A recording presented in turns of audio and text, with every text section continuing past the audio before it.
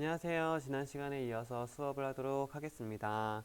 오늘은 지난 시간에 그 기업의 분류에 대해서 했는데 소유와 경영에 따른 분류를 보려고 해요. 하지만 여러분이 지난 시간에 이렇게 했던 것이 잘 기억이 안 나실까봐 여기 한 번만 복습을 해볼게요. 그래서 먼저 경영이라는 것은 무엇이다? 조직의 목표를 달성하기 위해서 예? 뭐 하는 거예요? 계획, 조직, 지휘, 통제하는 것이다. 그래서 결국에는 이 과정을 통하여서 어떻게 돼요? 목표를 달성할 수 있겠죠. 하지만 기업의 목표는 무엇입니까? 기업의 목표는 바로 이윤의 극대화인 것이죠. 이해가 되시나요? 그 다음은 기업 경영의 중요성인데 왜 중요해졌냐? 아무래도 이게 기술도 맨날 발전을 하고 국제적으로 경쟁이 치열하기 때문에 이게 살아남기 위해서는 경쟁력이 있어야 한다.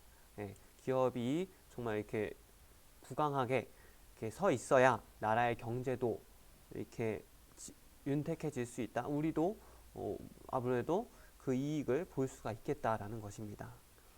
그 다음에 기업의 사회적 영향력도 증대되었기 때문에 역시 중요하다고 볼 수가 있겠죠.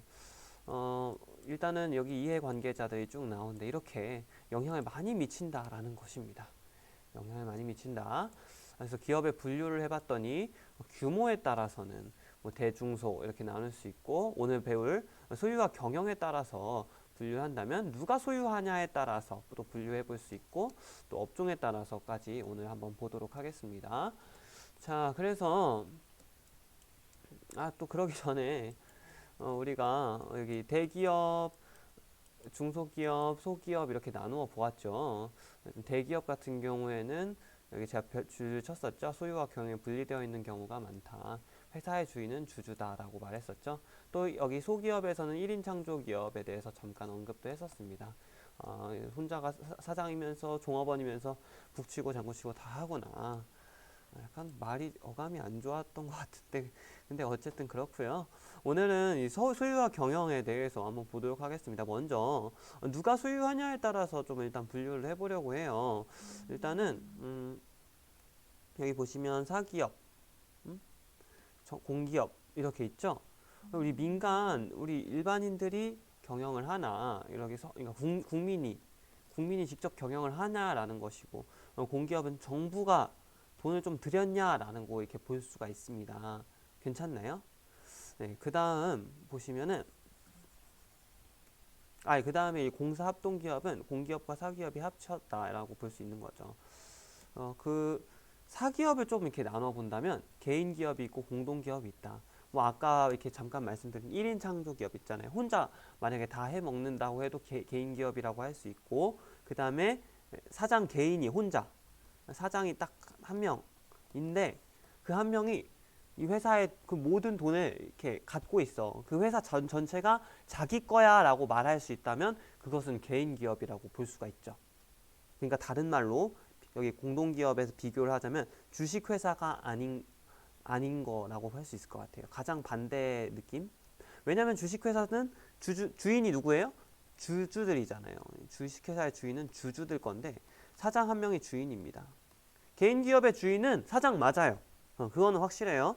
근데 주식회사의 주인은 주주입니다. 주주가 한 명일 가능성이 거의 없어요. 왜 그렇죠? 주식회사는 다수 공동기업. 주식을 어디에 상장을 했다. 라는 것은 이미 많은 사람들이 그 회사의 주식을 거래했다는 거예요. 서로 이렇게 나누어서 갖고 있다는 것입니다. 무슨 말인지 조금씩 이해를 해봅시다. 네. 그 다음에 공기업은 나라의 자본이 들어갔고 공사합동기업은 민간과 정부가 합동하였다. 이렇게 생각합시다. 먼저 사기업을 볼 텐데요. 사기업은 민간인, 그러니까 국민을 이렇게 민간인이라고 표현을 해요. 어쨌든 정부 사람이 아닌 것이죠. 민간인이 자본을 출자하여 설립되는 왜 민간인이 자본을 출자하여 기업을 설립하죠? 돈을 벌려고 먹고 살아야 되니까 돈을 안 벌어도 되고 먹지 않아도 죽지 않을 수 있다면 어떤 사람이 굳이 이렇게 힘들게 회사를 이렇게 만들겠습니까? 뭐 특별한 큰 목적이 있고 꿈이 있는 사람이 아니라면 그러면 그런 게 아니라면 일단 돈을 벌기 위해서 회사를 만드는 것이 맞을 것입니다. 네. 먹고 살아야 되니까 어쩔 수 없는 거예요. 그래서 여러분도 취업을 하는 이유가 사실 꿈이 있어서 해야 되는 것은 아니라고 생각해요. 꿈이 있으면 더 좋고요. 근데 꿈이 지금 당장은 없더라도 먹고 살기 위해서 취업을 해야 한다. 내가 경제적인 독립을 위하여서 취업을 해야 되는 것은 당연한 것이다 라는 것을 여러분이 알았으면 좋겠습니다. 네, 다른 얘기였고요. 어쨌든 법적 소유자의 형태에 따라서 개인 기업과 혼자 다 갖고 있냐 아니면 공동기업 나눠서 갖고 있냐라고 이렇게 구분을 지을 수 있어요. 자, 이렇게 구분 지어 보세요. 자, 개인 기업, 공동기업이 있습니다. 개인 기업 너무 쉽죠. 개인이 혼자 돈을 이렇게 다 투자를 하는 거예요. 내가 이 회사를 세우기 위해서 이 건물도 사고 뭐 자동차도 이렇게 사고 그 다음에 직원도 한 명 고용하고 그 다음에 필요한 물건들도 다 내 돈으로 사고 내 돈. 뭐 투자자 없어요. 주식회사 아니에요. 투자자 없고 뭐 어디 은행에서 돈 좀 빌려서라도 이렇게 필요한 거 이렇게 다 이렇게 구비시켜 놓고 자 이제 사업 개시 이렇게 열심히 하는 기업입니다. 개인 기업. 그래서 여기 보시면 경영회사의 모든 책임과 권한은 개인에게 있고 그 사람한테 있어요. 사장. 소유와 경영이 일치한다. 주식회사는 아니라고 했죠. 대기업은 아니라고 했죠. 대기업, 주식회사와 반대다. 주식회사랑 반대라고 할 수 있죠. 이해가 좀 되시나요? 그러면은 예를 들어서 저기 좀 예를 들어 아주 작은 그런 소기업이 있다. 사장 한 명이고 종업원으로 보이는 직원으로 보이는 사람 2명 있다. 그러면 그 회사 전체가 사실은 그 사장 거일 가능성이 크다는 거죠. 네. 그 다음에 그 사장이 모든 것을 진두지휘할 가능성이 크다는 거죠. 갖고 있는 것도 사장이고 운영하는 것도 사장인 것입니다. 네. 그래서 어떤 장점이 있고 단점이 있는지 한번 봅시다. 설립 및 폐쇄가 쉽다.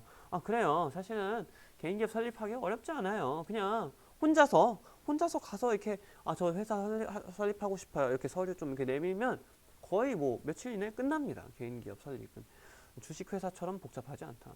경영과 관련된 의사결정이 신속하다. 왜 신속하죠? 웬만하면 혼자 결정하거든요. 왜 혼자 결정해요? 모든 책임과 권한이 자신한테 있으니까, 사장한테 있으니까. 책임도 내가 다 질게. 망해도 내가 책임질게. 라는 그런 것이 있기 때문에 당연히 개인, 사장이 단독으로 이렇게 한다라고 볼 수 있죠.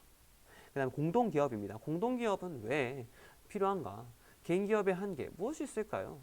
아무래도 개인 기업이니까 어디서 이렇게 돈이 엄청 많지 않은 이상 아무래도 사업을 크게 하기 어려울 거예요. 또한 또 회사의 이름을 걸고 책임을 질 수 있는 그러한 동료가 있다면 그러면 훨씬 더 회사가 커질 가능성이 있다고 생각이 돼요. 네, 회사의 발전을 위해 내 이름을 걸고 회사가 망하더라도 내가 빚을 갚겠다는 그러한 의지가 있는 사람 몇이 모여가지고 그 회사를 운영한다면 그러면 아무래도 혼자 하는 것보다 함께 가는 것이 조금 더 이렇게 강할 수 있을 거 아니에요. 오래 갈 수 있을 거 아니에요. 그런 말 있잖아요. 그죠? 개인 기업의 한계를 극복하기 위해서 2인 이상이 출자하여서 2인이기만 해도 공동기업이네요. 출자하여 설립되는 기업 형태이다. 공동기업은 소수 공동기업과 다수 공동기업이 있다. 그러니까 몇 명 없는 작은 기업, 굉장히 많은 사람들, 서로 알지도 못해. 그 정도로 많은 사람이 함께 이렇게 돈을 모아서 기업을 운영하게 되는 시스템이 있을 수 있다고 합니다. 먼저 몇 안 되는 작은 사람들이 모이는 거. 한명회사, 합자회사, 유한회사 일단 보도록 할게요. 일단 여기 페이지에 있으니까. 먼저 한명회사와 합자회사를 이렇게 비교를 하자면 저는 이렇게 기억을 했으면 좋겠어요. 한명, 여기 명이 이름이잖아요. 네? 이름 명자잖아요. 자기 이름을 걸고 하겠다. 그럼 뭐예요? 책임을 진짜 무한대로 지겠다라는 그런 느낌이 들잖아요. 억지인가요? 2인 이상의 무한 책임 사원만으로 구성되는 회사다. 진짜 이름을 걸고 온 사람들이 이렇게 이름을 걸고 회사를 이렇게 만들었다는 것이죠. 네. 일단 무한 책임 사원과 유한 책임 사원으로 나누어지는 부분을 한번 보도록 합시다. 무한 책임 사원, 유한 책임 사원. 무한 책임 사원과 유한 책임 사원은 여기 왼쪽에 교과서 날개 왼쪽에 설명이 되어 있는데요. 무한 책임 사원은 예를 들어 회사가 완전히 다 망했을 때, 빚을 다 지고 채무 망했을 때 그것을 무제한적으로 끝까지 책임을 져야 돼요. 빚이 남은 게 있으면 연대 책임 서로 나누어서 지는 거죠. 네, 그런 것입니다. 경영에 참여할 권리 의무도 다 있고요. 유한 책임 사원은 무엇일까요? 회사가 어떻게 빚을 지고 망했다고 하더라도 자기가 뭐예요? 자기가 출자액 한도 이내, 자기가 투자한 만큼만 지면 됩니다. 내가 이 회사의 설립을 위해서 100만 원을 투자를 했어. 근데 이 회사가 몇 억의 빚을 지고 쫄딱 망한 거야. 그렇다고 해도 나는 어떻게 하면 돼요? 내가 투자한 100만 원만 못 받으면 돼. 내가 그 몇 억의 빚에서 단 1원도 갚을 필요가 없다는 것입니다. 책임을 어디까지 진다? 내가 투자한 만큼만. 내가 100만 원 투자했으면 거기서 100만 원 잃어버렸네. 어쩔 수 없지 뭐. 이렇게 되는 것입니다. 자, 합자회사는 그래서 무엇이다? 무한책임 사원과 1인 이상의 무한책임 사원과 유한책임 사원도 섞여 있다. 알겠죠? 자, 한명회사는 이름을 걸고 이렇게 모였다. 무한책임 사원만으로 구성됐다. 이렇게 기억을 하시면 합자회사는 그게 아닌 거로 이렇게 구분해서 기억하시면 되겠죠? 그 다음은 이제 유한회사입니다. 유한회사는 말 그대로 유한책임 사원이 모였으니까 유한회사겠죠. 유한책임 사원이라는 것은 설명을 했었습니다. 네, 그런데 보시면은 주식회사의 축소 형태. 그러니까 주식회사도 뭐예요? 유한책임 사원으로 이루어졌구나라는 것을 잠깐 짐작을 할 수 있어요. 그러니까 주식을 투자한 사람들이 그 자기가 투자한 주식만큼만 책임을 지는 거예요. 다들 그럼 유한책임 사원이네요. 네, 뭔가 사원 하니까 직접 이렇게 일하는 사람 같은데 꼭 그런 건 아닌 것 같아요. 그죠? 주식회사의 투자자들이 직접 일하는 건 아니잖아요. 그죠? 그 다음에 유한회사와 유한책임회사가 나와서 조금 헷갈릴 것 같은데요. 이것도 역시 적은 인원이 모이는 소수 공동기업인데, 근데 주식회사, 유한회사 비슷하지만 이런 게 왜 있냐? 이게 따로 왜 있냐면 어제 총회 소집 절차를 생략할 수 있고, 뭐 경영행위 간소하게 뭔가 뭐 유한회사나 주식회사 운영하려면 뭔가 복잡하고 지켜야 될 것이 많은데 그런 것을 조금 이렇게 안 해도 되게 해주었다. 한 2012년쯤에 회사 운영하기 왜 이렇게 복잡해요? 라고 이렇게 하소연을 하는 상공인들에게 뭔가 이런 법적 형태를 허락해주면 유한책임회사의 법적 형태를 허락을 해준다면 그러면 좀 괜찮겠다라는 생각이 들어서 만들었겠죠. 그렇게 해서 무엇을 할 수 있게 해준다? 간소화할 수 있게 해준다. 간소화할 수 있게 해준다. 이게 포인트라고 할 수 있을 것 같아요. 네, 나중에 보실 주식회사와 한번 비교를 해보겠습니다. 왜 주식회사가 복잡한지. 그 다음은 조합인데요. 조합, 뭐 삼법 3조합, 뭐 민법 3조합 뭐 이런 게 있다. 그래서 조합은 상대적으로 그렇게 뭐 중요하지 않고요. 그렇게 많지 않기 때문에 뭐 예를 들어서 여기 상법 3조 임명조합 하면은 유한책임 조합원, 뭐 무한책임 조합원, 익명조합원, 현명조합원 뭐 이런 게 있습니다. 네, 그렇게 하고요. 다만 여러분이 또 기억을 하기 쉽기 위해서 좀 설명을 굳이 하자면 익명조합원, 뭔가 익명하면은 뭔가 책임을 덜 지는 것 같죠. 그래서 유한책임사원. 현명조합원, 이름이 뚜렷하다라는 뜻이죠. 뚜렷하게 드러난다. 무한 책임을 지겠다라고 이렇게 생각을 할 수 있겠죠.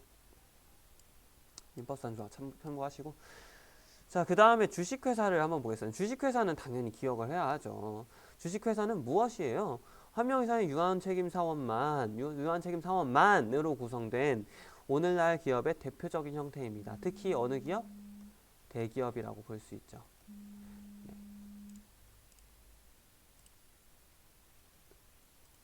네, 잠시 끊겼는데 그러니까 주로 대기업에서 그렇게 된다라고 볼 수 있겠죠. 자, 자본이 주식으로 분할되어 있어. 뭐 예를 들어서 삼성전자의 그러니까 시가총액이라고 하는데, 그러니까 삼성전자가 가지고 있는 자기 돈 그 액수가 좀 잘 모르거든요. 예를 들어 그냥 40조 원이라고 칩시다. 40조 원이라고 치면은 제가 잘 몰라서 죄송해요.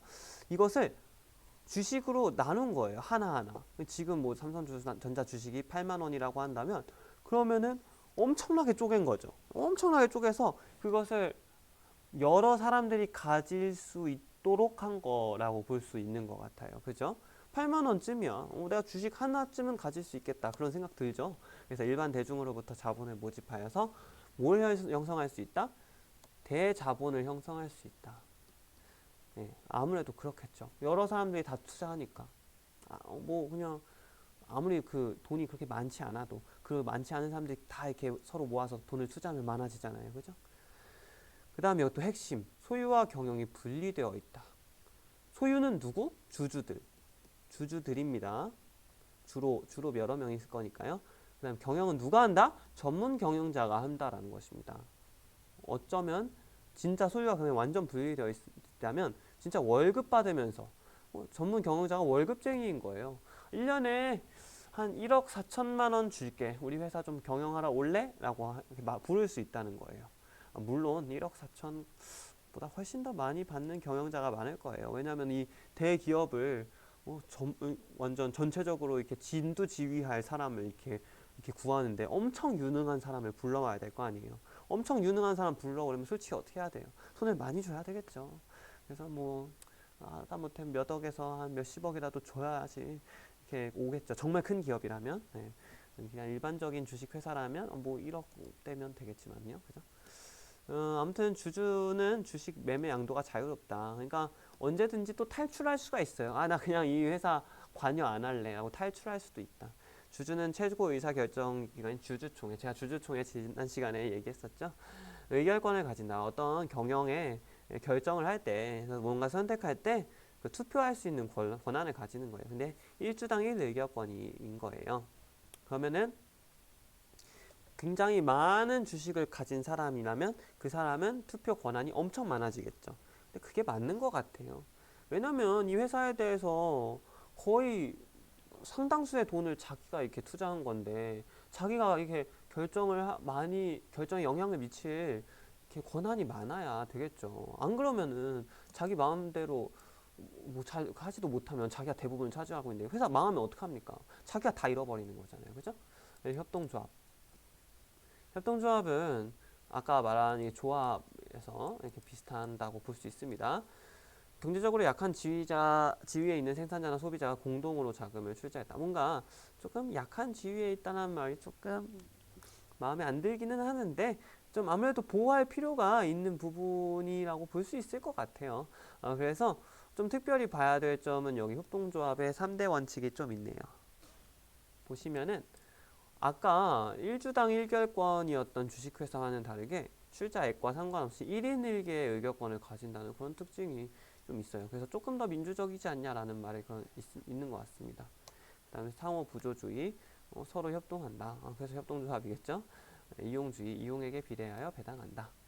그러니까 어쩌면 이 협동조합이라는 것은 조금 경제적으로 약한 지위에 있는 생산자나 소비자가 좀 공공의 이익을 위해 협동조합에 이렇게 가입한 그 사람들의 이익을 위하여서 조금 더 이렇게 합리적으로 민주적으로 이렇게 의사결정을 하고 배당을 받을 수 있도록 배당이라면 그 투자한 금액에 대해서 소정의 보상을 받는 거죠.